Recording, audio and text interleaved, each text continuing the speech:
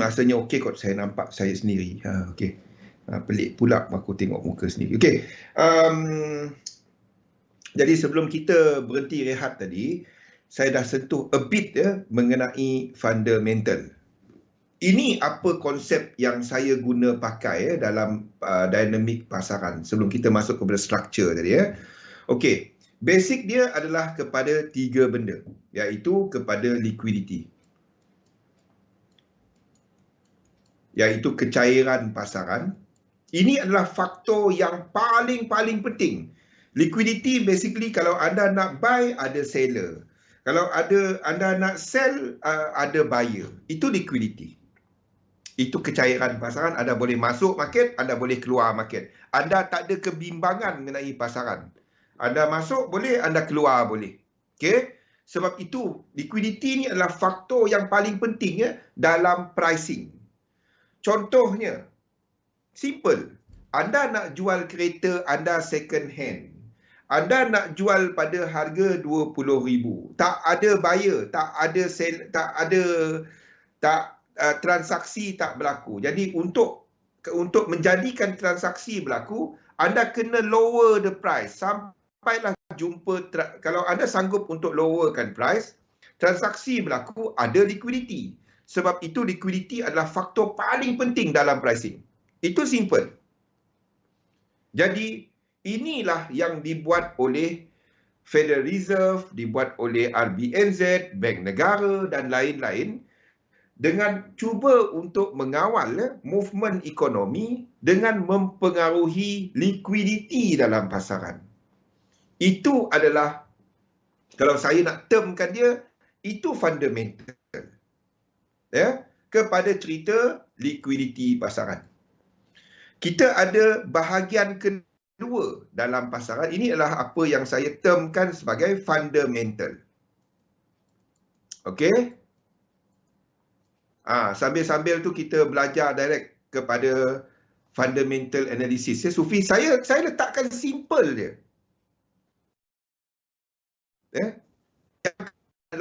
Sentiment. Sentiment ni kepada perasaan, feeling market. Di mana di sinilah kita melihat kepada faktor pulangan dan juga risk dalam pasaran. Yield dan risk. Ini adalah sentiment. Fundamental ni adalah bila kita bercakap mengenai trend. Selagi kita ada fundamental pasaran yang positif ataupun negatif, yang kecairan pasaran mencukupi, pasaran tetap disokong. Risiko macam mana pun tengok. Contoh, kalau kita nak katakan COVID-19 menyebabkan kejatuhan pasaran, semasa tempoh di sini, bulan 3, COVID-19 belum lagi peak tau.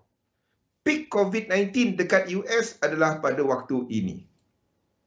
Tapi disebabkan kecairan pasaran meningkat, apabila Fed turunkan kadar faedah, membeli aset dalam pasaran dan menjalankannya, dan kita ada fiscal policy, suntikan dana, suntikan perbelanjaan kerajaan, bantuan kepada keluarga dan sebagainya, menyebabkan pasaran melonjak. Tak kisahlah COVID-19 tak COVID-19. Ini contoh dia. Banyak contoh-contoh lain dalam pasaran. Itu contoh dia. Sebab itu jangan nak COVID-19 sangat. Anda kena faham apa all this tiga serangkai tadi, iaitu kepada liquidity, yield dan risk. The thing is, sentiment adalah something yang mempengaruhi momentum. Ini adalah apa yang mempengaruhi momentum. Setakat ini ada soalan tak sebelum kita masuk kepada dinamik? Ada tak soalan untuk benda ni?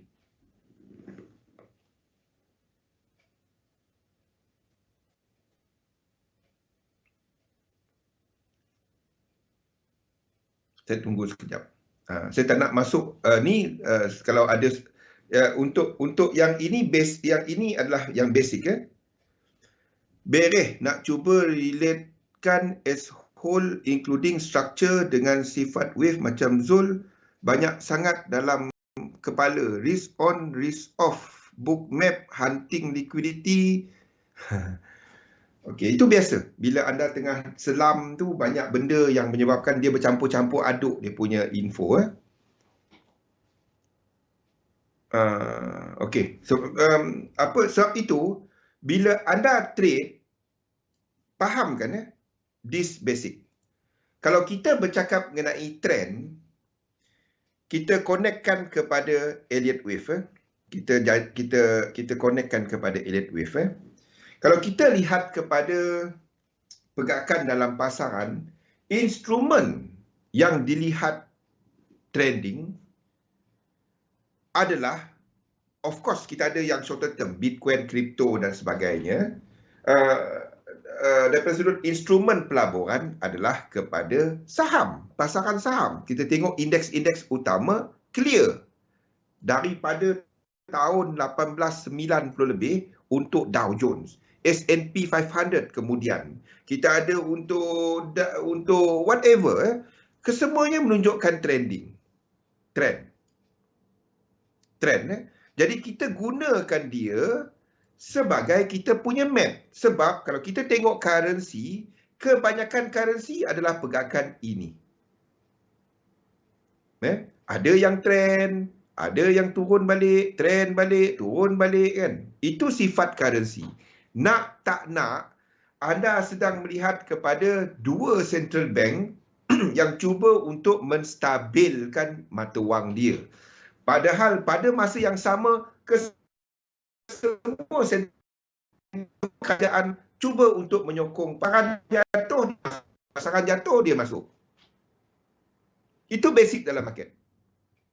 Of course, tak ada benda yang trend naik je. Ada cycle market, ada bencana, ada perang, ada COVID-19, ada masalah bubble, ada masalah kewangan, ada macam-macam. Dan ini adalah apa yang diceritakan dalam chart di mana kita ada naik turun dekat chart. Tapi cycle dia secara besarnya menaik. Itu adalah untuk indeks. Mata wang kita ada dua yang berlawan.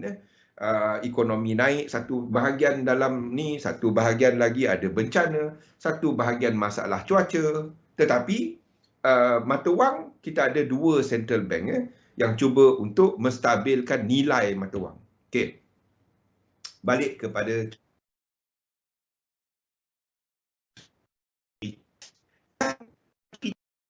kita kan trend. The thing is, bila kita melihat kepada trend ni, faktor menyebabkan trend ni adalah faktor liquidity. Now, bila kita bercakap mengenai liquidity, antara mata wang yang dilihat paling liquid, paling banyak dalam kitaran adalah US dollar. Anda nak tak nak, hampir 90% transaksi mata wang melibatkan US dollar. Okey? Jadi apabila kita ada pertukaran trend, anda akan melihat US dollar memainkan peranan pada permulaan dan pada penghujung trend untuk indices. Sekali lagi saya ulang. Apabila anda nampak permulaan ataupun kita nampak untuk perubahan untuk trend, kita akan nampak US dollar memainkan peranan di situ. Boleh? Bila kita nampak satu kejatuhan, market jatuh, ni contoh dia, market jatuh. Okey. Lepas tu market mula naik, anda akan nampak pada masa yang sama perubahan dalam US dollar. Mana dia pergi? Okey. Ini adalah untuk US dollar. Semasa yang sama, masa yang sama tadi daripada Mac ini untuk US dollar. Bila kita nampak all this move dalam US dollar mula berlaku, dan kita pun nampak di indeks, kena letak sebelah-sebelah.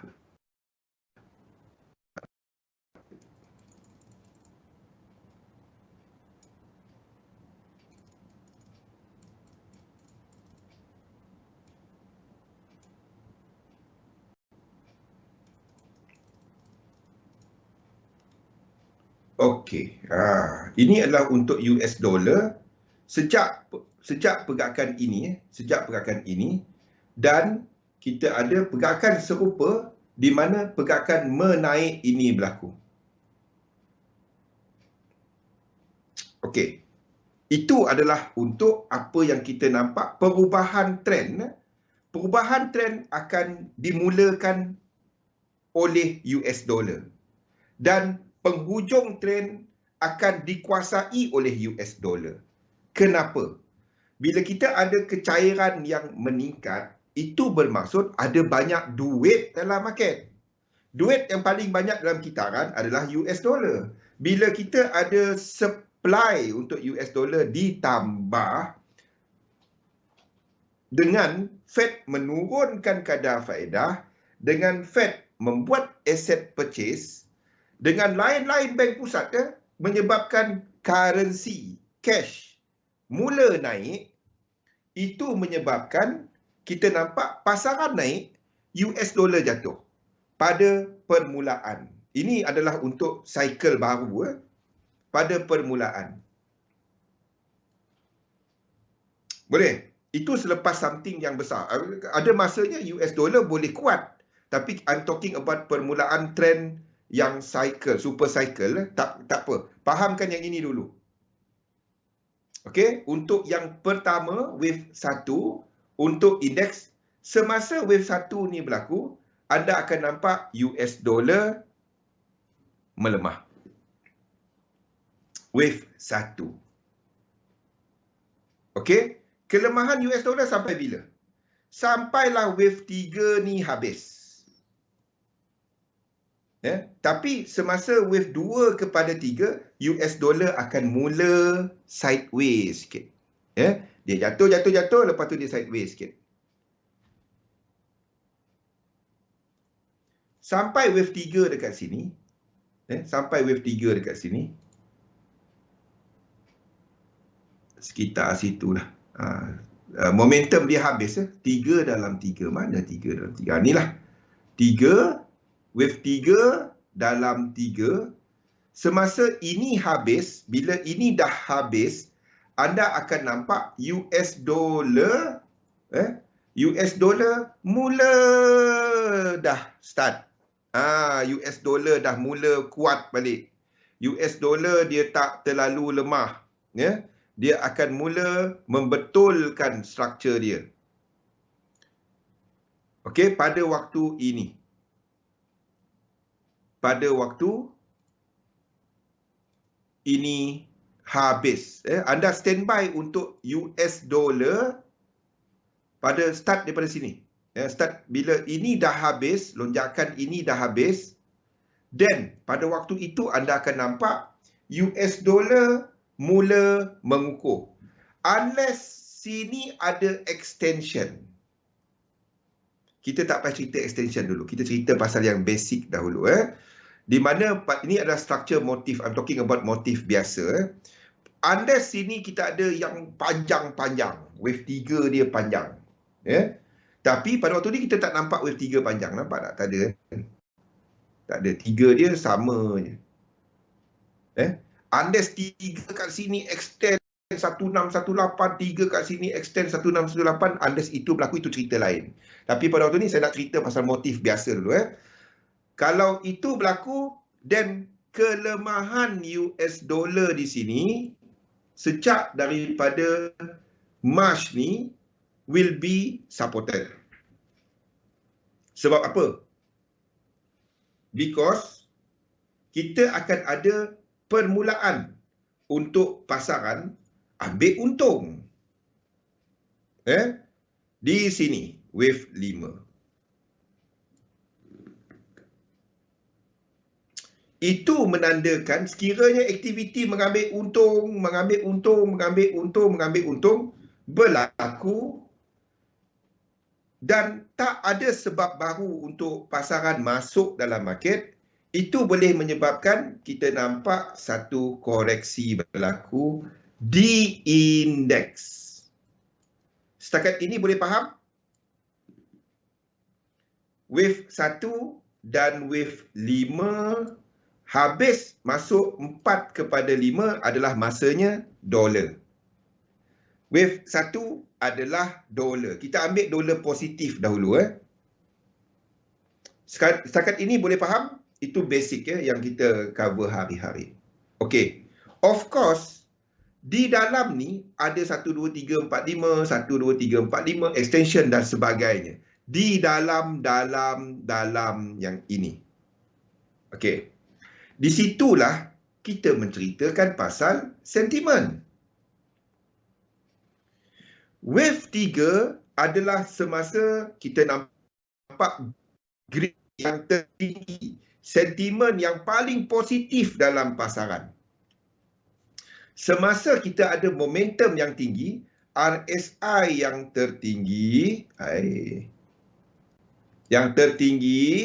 itu adalah masanya ada nampak sentimen yang paling positif. Pada waktu itu berlaku, no longer a factor pada waktu itu. Itu adalah masanya untuk anda nampak yen jadi faktor. Sebab because of greed yang tinggi, orang akan cuba untuk melabur, untuk menjana lebih tinggi daripada dia punya ni. There will be leverages dalam market. Pada waktu itu, the need untuk mencari dana ataupun mencari mata wang pembiayaan akan lebih tinggi. Dan mata wang pembiayaan yang menjadi pilihan, kita ada 3. Yang pertama adalah JPY. Ini daripada sudut pilihan. Yang kedua adalah Euro. Nak tak nak, nombor 3, kita ada US dollar. Ini mata wang pembiayaan because of interest rate yang rendah dan liquidity yang tinggi.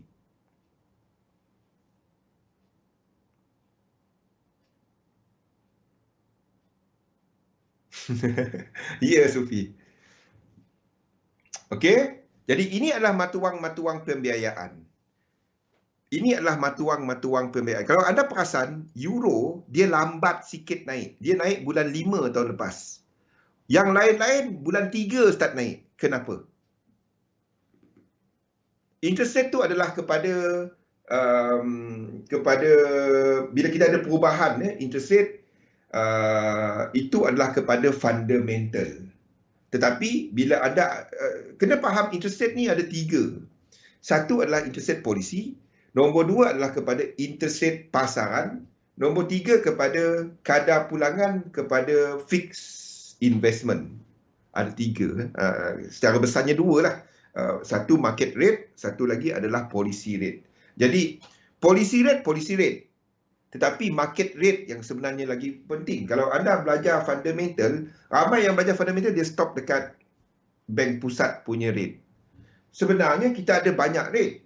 Overnight index, kita ada banyak yang mempengaruhi kepada overnight index swap, kadar tukaran di antara 2 instrumen, even kepada swap dalam akaun anda. Kalau anda bukan Islamic punya akaun, ada banyak. Waalaikumsalam. No. Okey, tak apa. Itu yang sentimen. Okey, tapi yang policy rate itu fundamental. Okey, now 3 mata wang utama. Jadi semasa kita ada extreme greed, anda akan nampak JPY ni akan menjadi negatif. Bila kita ada ekstrim dalam indeks melakukan wave 3. Semasa itu yen pair akan naik. US dollar akan sideway pada sini. Wave 3 ni, US dollar akan sideway. Salah satu kena sideway. Dia tak boleh tiga-tiga trend. Kalau tak, chart anda macam chart yang mesin jantung tu lupa nak connect dekat jantung. Dia letak dekat mana-mana lah. Dia tak ada, dia flat line. Meninggal. Itu adalah untuk yen. Jadi untuk nak senangkan, saya akan tukar balik term kita sebab ramai dah mula advance macam Noh dah boleh faham Noh. Iaitu term index dynamic, saya tukar dia pada tahun lepas. Kalau ikut, term asal kita adalah negatif yen, positif yen. Itu simple nak faham sebenarnya. Iaitu, bila kita dalam index dynamic, itulah negatif yen dynamic. Boleh tak? Boleh tak kalau saya tukar balik semua term ni? Dia adalah yen atau dolar je sebenarnya. Kalau anda nak faham market, anda faham dua ni. Indeks naik ke turun? Dia naik turun disebabkan dolar ke disebabkan oleh yen? Anda faham benda tu ya? Kalau indeks tengah naik disebabkan oleh dolar kat sini. Dia dolar je. Kalau anda nampak pada waktu indeks tengah naik kan, yen pair tak ada apa-apa, lebih kepada dolar yang buat 5 wave. Buat macam ni. Anda tengok indeks buat 5 wave. Anda nampak dolar buat 5 wave. Anda nampak yen pair tengah naik 5 wave, tetapi dolar adalah structure motif ataupun ini adalah indeks. Ini map dia. Saya tak dapat sharekan dia punya ni sebab ini proprietary ya. Indeks, anda nampak indeks adalah motif. Ini motif. Ataupun motif with extension. Now, anda nampak dolar motif ataupun motif with extension, antara dua. Anda nampak untuk yen pair, anda nampak dia tak boleh ada extend. Dia tak boleh extension kat situ.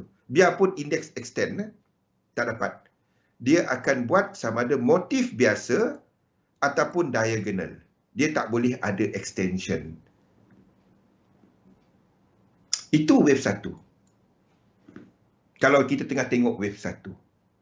Wave 3, ingat nota kita. Wave 3 kena motif. Okey.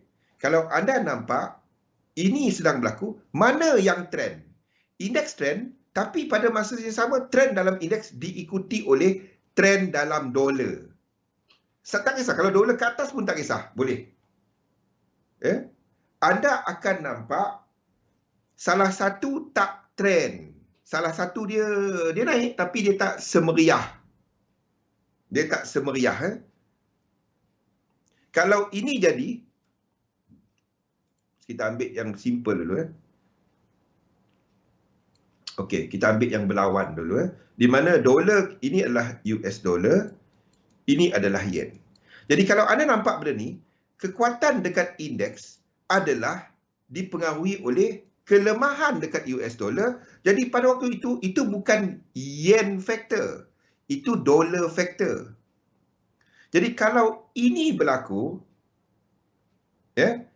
dekat indeks ni, dia boleh motivate, tapi dia akan buat correction yang besar.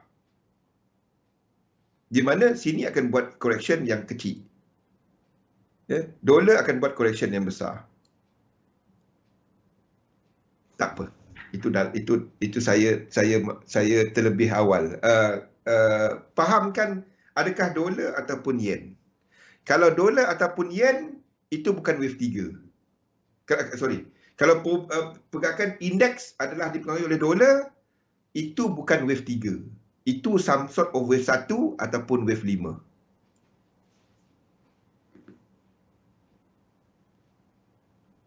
Yes, Sophie. Key dia adalah benda tu.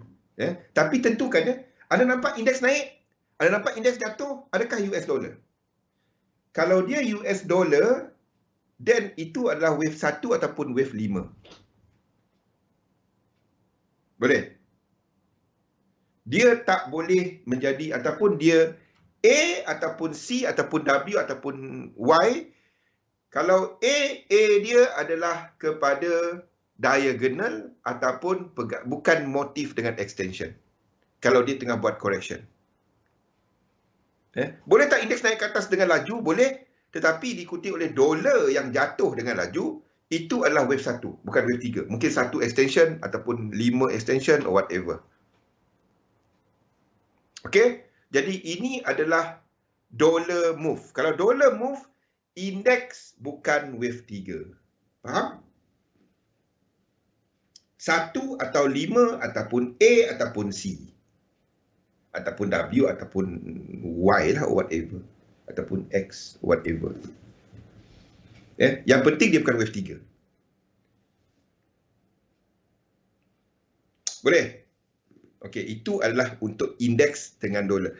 Kalau kita nampak, indeks ke atas, dolar sideways ke atas ke, sideways ke bawah ke, 3 ataupun 5, tapi tak ada motif dengan extension. Tapi kita masa yang sama, kita nampak yen pair bergerak dengan motif with extension. Itu adalah some sort of wave 3.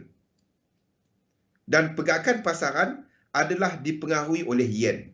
Ingat benda ni, kita dah cerita sebelum ni mengenai buyer market dan seller market. Buyer market adalah bila ada pergerakan ke atas dalam 5 wave, 3 wave, diikuti oleh 5 wave yang ada ni, diikuti oleh 5 wave, ini buyer market. Kalau kita ada 5 wave, 3 wave, lepas tu 1, 2, 3, 4, 5, 1, 2 dan 3, ini adalah buyer market. Ini masih lagi buyer market. 3 dekat sini adalah buyer market. Ini adalah buyer market. Seller market pula, kita ada, macam mana saya nak sebut? Okey, kita ada pergerakan 5 wave, ada incomplete sequence. Dan dia tak lengkap lagi. Ini seller market. Okey, kalau kita ada pergerakan yang jatuh 5 wave, lepas tu dia naik 3 wave. Lepas tu turun, tak lengkap 1, 2, 3. Ini masih lagi 3 wave kat sini adalah seller market. Buyer market, seller market. Masukkan ke semua buyer market, seller market ni kepada structure je. Tak payah buat elite wave pun. Kepada benda-benda ni. Kepada kaitan di antara 3 instrumen ni. Pemetaan dia kepada indeks. Itu kunci dia. Dan apa yang anda buat adalah, so indeks ni pasaran yang tua. Gold lagi tua lah. 1700 dah ada saham dia. Dah ada saham dia. Dah ada chart dia kalau nak tahu. Tahun 1700 something dah ada chart gold kalau nak tahu. Silver pun dah ada. Tapi indeks cuma ada pada tahun 18 something. Dow Jones. Mata wang lagi lah. Selepas Bretton Woods tu barulah chart dia ada kan. Kalau tak dulu kita kekal je kepada US dollar, sistem Bretton Woods, kepada gold punya sandaran. Jadi mata wang ni adalah pasaran yang dikira sebagai masih muda. Tahun 1971 kan. Kalau anda kata, tak bang, euro saya ada chart dia tahun 80. Eurozone pun tak ada lagi bang. Euro tu tak ada. Faham? Maastricht Treaty tu baru cerita pasal euro kan. Ada orang tunjuk saya, bang, kenapa tak tarik chart ni euro? Euro tak ada. Deutschmark dulu pakai duit negara masing-masing. Yang mata wang paling tua pound sterling. Kalau mata wang utama lah pound sterling. Bank of England tu dikira sebagai antara bank pusat tertua. Okey. Jadi kaitkan dengan struktur 5-3 buyer dengan seller market. Now, balik kepada cerita yield risk liquidity tadi. Jadi wave 1, wave 5 US dollar. Wave 3 yen. Chart yen start bila? Chart yen lama sikit. Chart yen lama, 1970-an. Tak ada. Sebab sistem exchange yang kita, dia ada chart. Tapi sistem exchange yang kita ada zaman ini adalah sistem exchange selepas Bretton Woods, post Nixon punya zaman. Faham tak, Pian?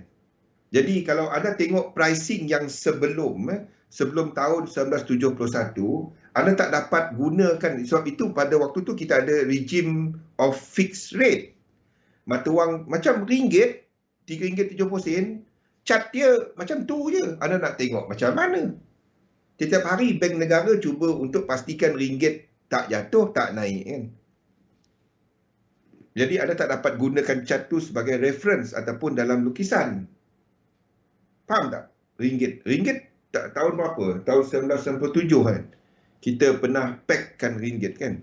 Jadi chart kita kalau anda tengok ringgit, anda tak dapat guna 1997. Anda kena start melukis selepas 1997 tau. Sebab selepas itu ringgit masuk dalam free floating. Sama juga macam apa? Mata wang sebelum ini everything was pegged kepada US dollar. Sebab itu anda kena ambil 1971 onward. Kalau tengok yen, anda tengok 1985. Semua mata wang yen, semua pasangan yen, semua jadi macam ni. Yen terbang 85. Anda cari Plaza Accord, apa cerita dia? Ada bijak pandai pergi turunkan. Adalah mistake yang macam tu yang menyebabkan kemelesetan ekonomi tahun 85. Okey. Balik kepada cerita ni. Now, kita ada wave 1, wave 3, wave 5. Ada soalan untuk yang trending ni. 3 je. Anda tengok pasaran zaman Tun Mahathir ikut nak count situ. Pening. Sebab ni tak dapat. Sebab itu anda buat dolar, ada ringgit selepas 1997. Chart 1997. Itu adalah reference anda. Ringgit. Ringgit, kita keluar daripada sistem sandaran emas ringgit tahun berapa? Siapa tahu? Ringgit start keluar daripada sistem sandaran emas. Anda boleh start kalau nak mula-mula, kira mula sekali lah ringgit. Tahun berapa? Anda tengok sandaran emas tu, sebab sandaran emas menstabilkan mata wang, jadi kita nampak pergerakan yang sideway. Lepas kita keluar daripada sistem sandaran emas, mata wang tu jadi free floating. Jadi bila ringgit free floating? Soalan saya. Plaza Accord tu, G5. Pandai dia orang meeting kan. Plaza Accord. Lepas tu habis satu dunia ekonomi. Pandai kan. Ada gambar dia, ada saya simpan. Ada dalam slide. Cantik dia orang bergambar kan. Tak tahu ekonomi, lepas tu habis. Bijak pandai. Dia tak ketikir ke waktu meeting tu kan. Habis semua pelabur. Waktu tu Jepun banyak pegang bond dekat US. Sekali dia pandai tu. Kalau ada baca apa? Sandaran ringgit. Tak ada, bukan 2005. Pergi tengok. Bila ringgit, janganlah tahu US dollar, ringgit tak tahu Ringgit tu kau pergi bawah tu, nak pergi mamak tu kena bawa ringgit, bawa dolar, dia tengok kau besar tu kecil je. Terlebih bijak tu lah. Dalam meeting dia tak fikir ke, benda logik je. Habis satu dunia. Anda nak tahu apa cerita Plaza Accord tu, anda pergi tengok dekat chat. Ada sampai tak chat kita? Sampai tak chat kita kat situ. Ni Plaza Accord sampai tak 85. 85 punya cerita. Bijak pandai je. Tahun 85. Ni. Habis. Turun macam tu lah. 1995. Oi, tak. Bila ringgit start float free? Aduh. 95, 97. Tak. Bila ringgit keluar daripada sistem sandaran emas? Pergi carilah. Pergi cari. Kalau ringgit 95, 97 tu kita tak ada masalah. Kita tak ada cerita Soros. Oi, jangan tak tahu pergi cari. Bila ringgit keluar, duit dolar bukan main kau cerita Powell apa semua kan. Sekali ringgit, pergilah cari. Okey. Okey, 1981. Waktu itu kita keluar dari sistem sandaran emas dan ringgit di free float, tetapi kita masih lagi dalam yang terkawal, di mana tak banyak kontrak ringgit, kita banyak menggunakan apa dah nama saya dah lupa dah. Itu ringgit. Jadi anda nak lukis ringgit, chart sebetulnya start daripada 81. Of course 1997 tu kira dia sebagai sideway wave 4. Wave 4 ke apa pun saya tak tahu. Wave 4 ataupun X ataupun B lah. Correction. So dia satu line. Baru nak Google. Kena tahu ringgit weh. Yang pergi mamak bawa ringgit. Lepas tu tanya ringgit tak tahu. Macam mana? Tak boleh. Dolar bukan main sembang kan. Dolar Fed Fund. Ringgit Malaysia punya rate kita guna apa? Alamak, Google balik. Kalau US, Fed Fund bang. Cepat. Kalau ringgit, sekejap. Google, aduh, mati. Matilah nak. Tu meriah-meriah. Berdosa. Okey, kena tahu benda tu, jangan tak tahu. Ringgit kau pergi mamak kau bawa ringgit. Nak tanya ringgit tak tahu. Buat hal. Okey, jadi JPY itu adalah saya tukar term Jadi bila kita ada wave 1, wave 2, wave 3 dalam indeks, wave 4, wave 5, ini adalah negative yen dynamic. Dia up lagi bawa Binance. Up sikit tak nak kalah Fian. Okey, ini adalah cerita dolar. Ini adalah cerita dolar. Of course dalam ni ada 1 2, tapi dalam fractal yang sama, katalah ini dalam intermediate, untuk indeks untuk indeks 4 dan 5. Jadi kalau pecahan untuk saya gunakan primary lah. So dia dah color hitam, malas aku nak tukar lain. Primary semacam indeks sekarang lah. Macam indeks sekarang Jadi dalam pecahan ini intermediate kan? Pecahan ini intermediate, faham? Kita cerita ringgit, dia cerita kripto terus. Lagi power. Okey. Jadi, kalau ada nak fahamkan faktor fraktal, mana Sufi dan Kimi? Faktor fraktal dia, ni ke depan tak apa yang baru ikut pening sikit, dia pancing diri sendiri. Tadi pancing awal. Jadi 1, 2, 3, 4 dan 5. Jadi dekat dolar punya pair, dekat dolar indeks, 1, 2, 3, 4, 5 ini adalah dalam apa? Dia punya dinamik tu adalah pada structure intermediate. Faham? Dolar punya pecut jatuh sini adalah dalam structure intermediate. Contohnya macam euro, US dollar. Dolar punya pecut ni adalah dalam structure intermediate.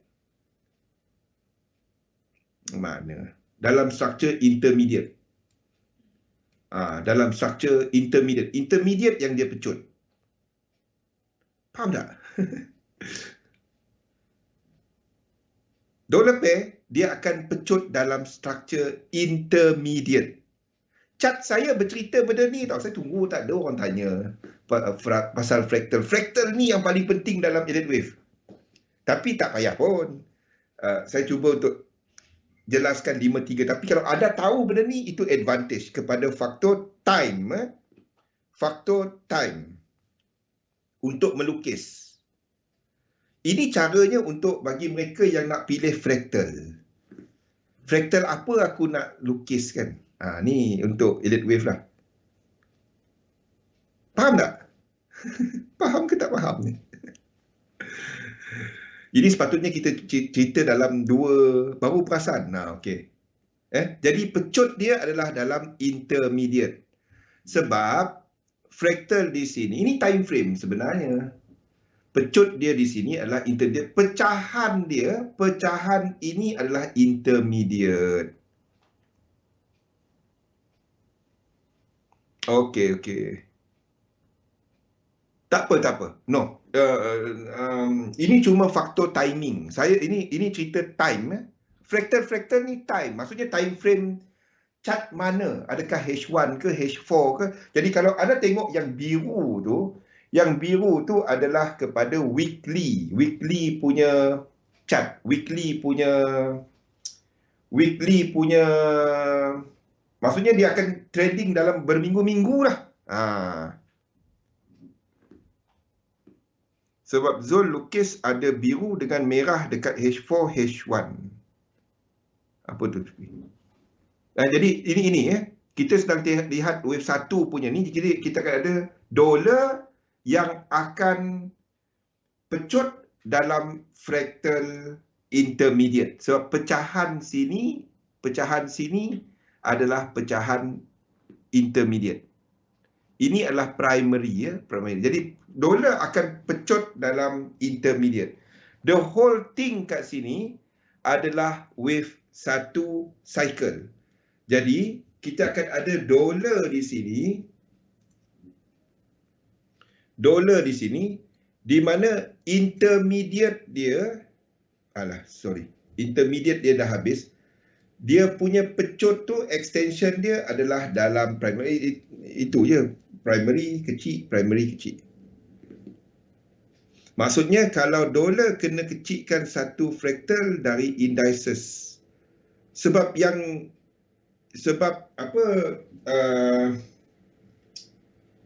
mana saya nak ni saya ada satu slide dia tapi itu belum lagi release.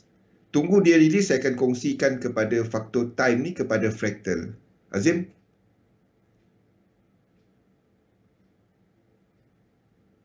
Saya pilih fractal bila kira sama ada depth structure dalam decade, year, monthly. Yang Pian sebut ni, yang itu anda buat di indeks. Jadi kepada indeks punya cycle, anda kaitkan dia kepada dolar, kepada yen.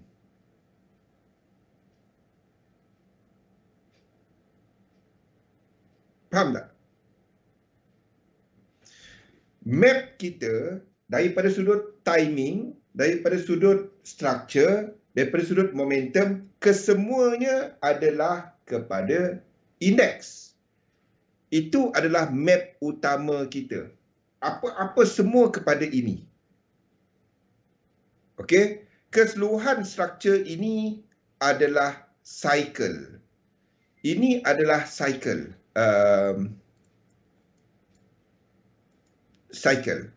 Pecahan cycle ni adalah kepada, I am referring kepada fractal.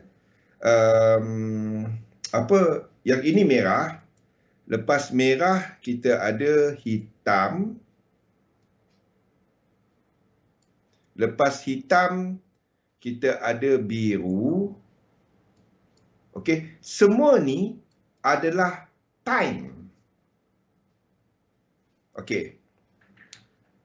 Jadi bila kita ada incomplete sequence dan kita tahu ini adalah permulaan trend.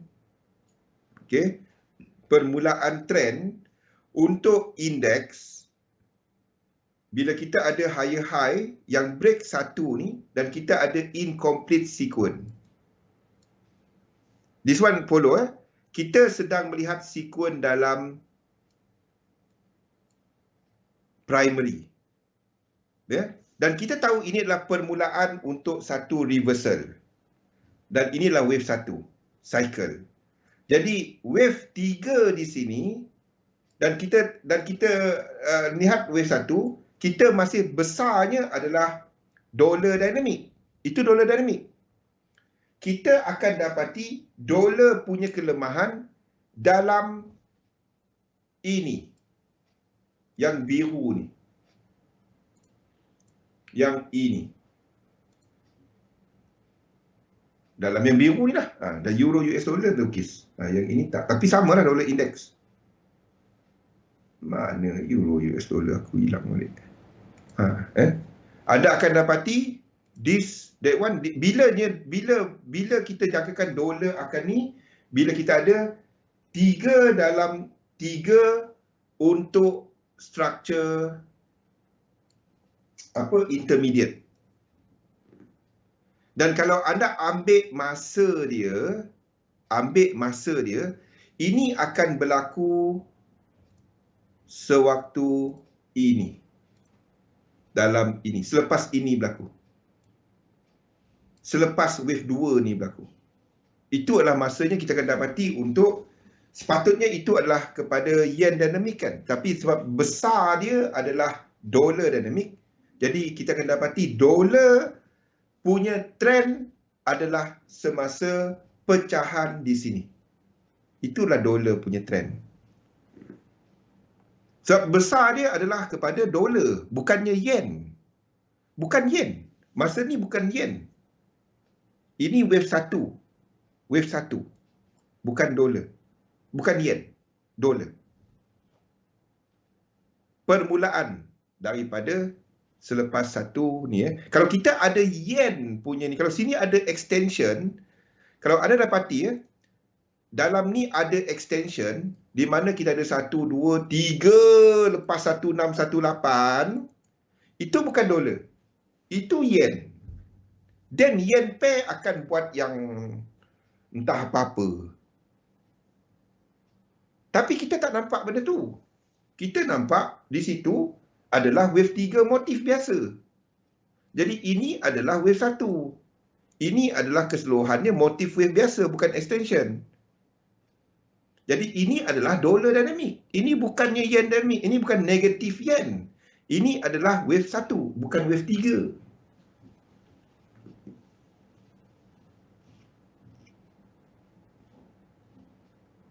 Oh, Pian, tu cerita kecil. Yang kecil-kecil ni. Yang kecil-kecil. Jadi kita akan ada dolar yang extend kat situ. Tu yang kecil-kecil, Pian. Itu yang kecil-kecil. Sekarang ni, the whole thing adalah dolar dynamic. Bukannya yen. Faham kan bahawa the whole thing ini, kesemua ini adalah dolar. Jadi apabila kita ada dolar yang menghabiskan struktur daripada ni, bila dolar menghabiskan struktur ini, kita nampak indeks dan akan mula habiskan wave 3 dia. Daripada Januari ini, kita nampak momentum dah mula menurun. Sebab faktor besar dia adalah dolar. The moment start daripada bulan 1 tahun ni, ada nampak momentum market pun dah mula slow. Daripada sini. Daripada sini. Ini kesemuanya dolar tengah jatuh, tengah naik. The whole thing ini, daripada sini, onward, masa ni bulan 1, masa ni, dolar tengah naik. Apa yang berlaku? Kita mula melihat aktiviti mengambil untung.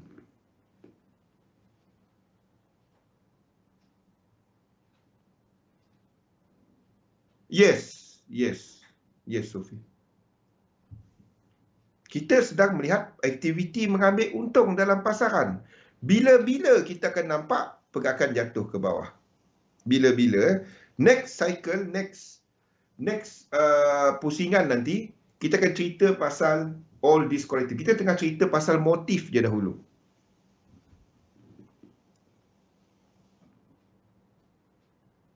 The whole thing sekarang ni adalah kepada aktiviti mengambil untung. Sama, anda trade kan, lepas tu anda keluar, dah untung, anda keluar.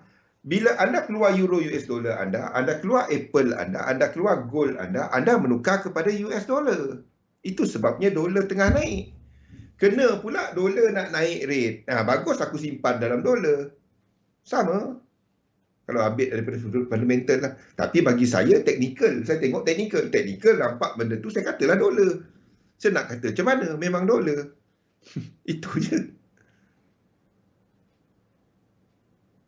Ini kaitan ke semua struktur ni. Saya masih tak nak ambil risiko untuk nak buat dua chart. Takutnya lukisan ni hilang. Minggu ni saya nak upgrade window apa nama window baru tu? Window 11. Dia dah keluar notification dah. Upgrade to window 11 is ready for your PC. Okey. Saya nak tanya sekarang kepada semua anda. Ada apa-apa masalah tak kalau upgrade ke window 11? Kat jam aku punya ni.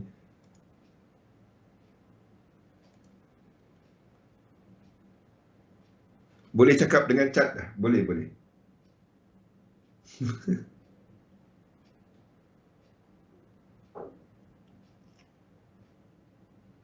Okey. Ada apa-apa masalah tak bila ni? Apa laju streaming ni?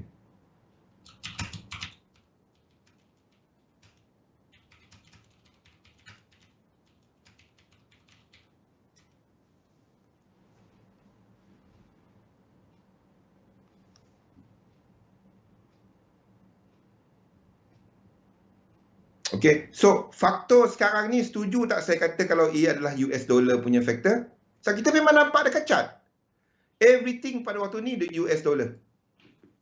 Di mana starting daripada sini kita nampak US dollar, pergerakan US dollar adalah macam ni. Daripada March ni kita nampak US dollar 5 wave, kita nampak start daripada sini US dollar buat benda ni.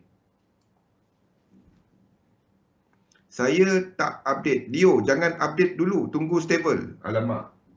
Okey. InsyaAllah slowly saya cuba faham. Nasib ada Kimi. Tanya Kimi dengan Sufi tu. Kita update bila pullback. Aduh. Takut dia macam window 7. Win yang tu.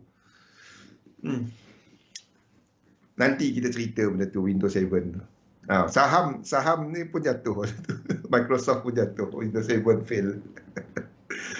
Confirm trend Windows. Tapi nampak macam cantik lah, Leo. Nampak macam okey lah. Nampak macam okey lah. Setakat ini saya tak dengar apa-apa lagi problem. Ada problem guna MT5 tak? Saya tak update bang sebab banyak third party software. Okey. Kalau macam tu saya pun tak berani lah.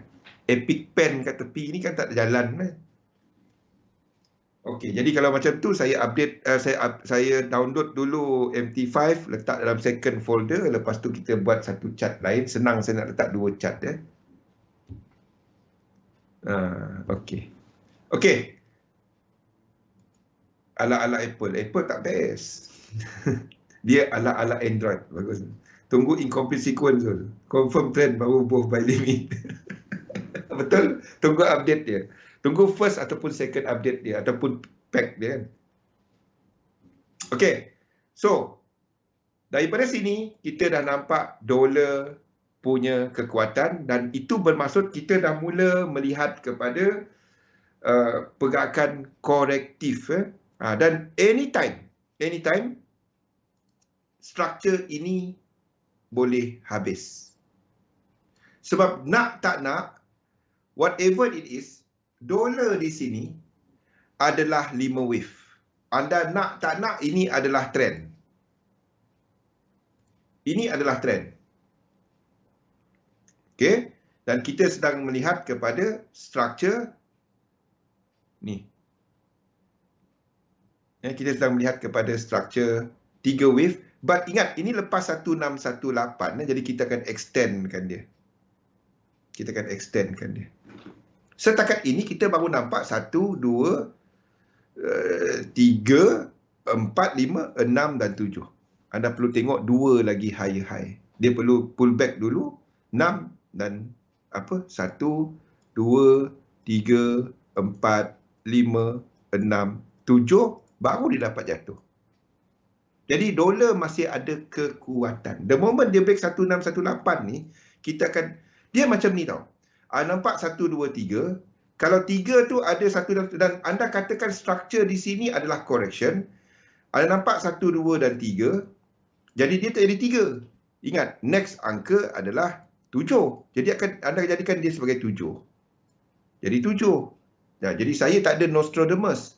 Ini adalah cerita pasal sequence yang R.N. Elliot jumpa. Kita cuma tandakan dia menggunakan Elliott wave. Jadi kalau dia nak jatuh pun kena tunggu 7. Next lepas 3 yang dah sampai 1618. Jadi kita kena jadikan struktur ni sebagai flat. A, B dan C.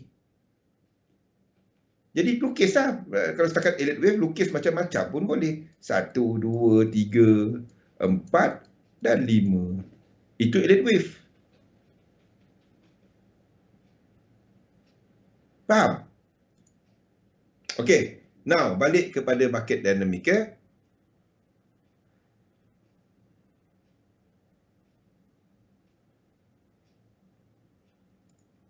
Okey, jadi ini adalah negatif yen. Betul? Singapore dollar dan lain-lain. Ini adalah untuk dolar, ini adalah untuk dolar. Jadi kita study, kalau ini adalah wave 1 secara besarnya, macam untuk ni tadi, wave 1 untuk indeks, the whole thing ini adalah some sort of dollar punya dynamic, positif atau negatif. Jadi pada semasa yang awal-awal ni sampai tengah-tengah ni, kita ada negatif dollar yang bergerak dalam 5 wave. Now, kita jangkakan kita ada korektif dollar. 1, 2, 3, 4, 5, 6, 7. Kita sedang menjangkakan korektif dolar di sini.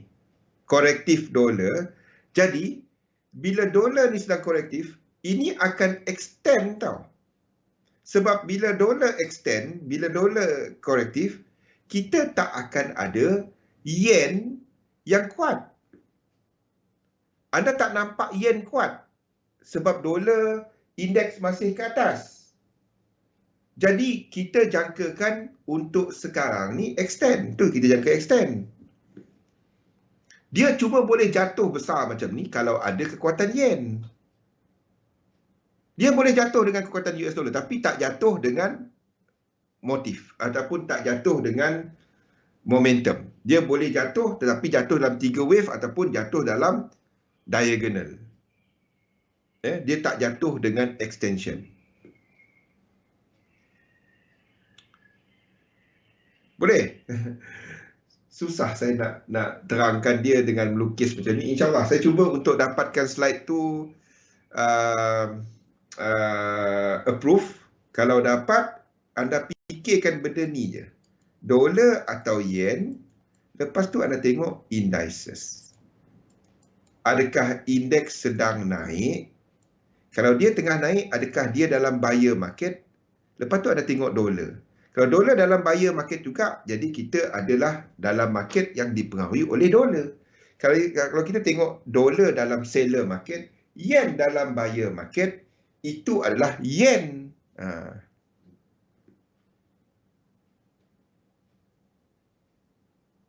Dalam cycle, betul. Itu sebab dia, Zim. Selagi sequences tak cukup. Sebab dolar tak cukup.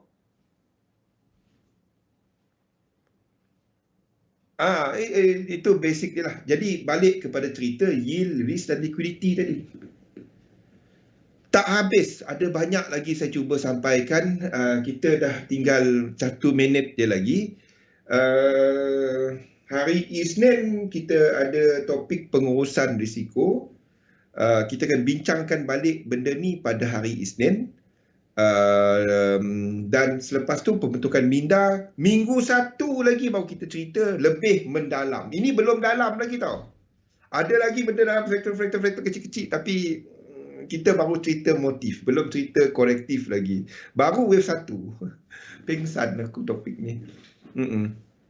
Kita baru wave 1. Belum lagi wave 2, wave 3, wave 4, wave 5. Aduh, mati. Okey, kita baru wave 1. Sufi, wave 1 Sufi. Aduh, bila nak habis? Sambung weekend. Tak dapat. Tak